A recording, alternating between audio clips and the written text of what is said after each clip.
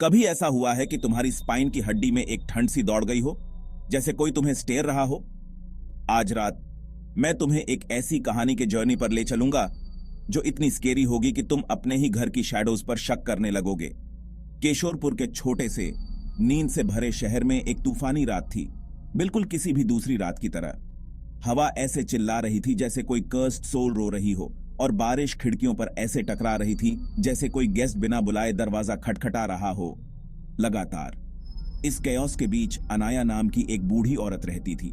लोग कहते थे कि अनाया के पास फ्यूचर देखने की शक्ति है। वो इस दुनिया की चीजें नहीं देखती थी, बल्कि परे की दुनिया के दर्शन।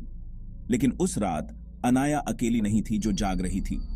शहर के किनारे एक घर में सीक्रेट्स अपने बिस्तर पर टॉसिंग एंड टर्निंग बदल रहा था। हर बार जब वो अपनी आंखें बंद करता, उसे एक फिगर दिखती थी, एक बिना चेहरे वाली परछाई, डार्कनेस में लिपटी हुई।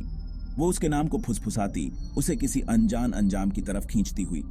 आखिरकार क्यूरियोसिटी के आगे हारकर सीक्रेट्स तूफान में बाहर निकल गया, उस पुराने ग्रेवयार्ड की ओर जहां शहर के सबसे गहरे सीक्रेट्स बेरिड थे। जैसे ही वो उन प्राचीन कब्रों के बीच चला, हवा ने अतीत की विस्पर्स उसके कानों तक पहुंचाई। आगे बढ़ने का हर कदम उसे उसके नाइटमेयर्स ड्रीम्स में गहराई तक ले जा रहा था।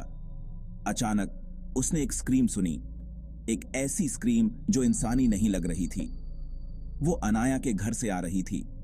दिल धड़कता हुआ सीक्रेट्स वापस भागा और दरवाजा तोड़कर अंदर घुसा। कमरे में सिर्फ एक काला धुआं घूम रहा था, और वहीं बीच में अनाया खड़ी थी, या यूं कहें कि जो कुछ उसका बचा था।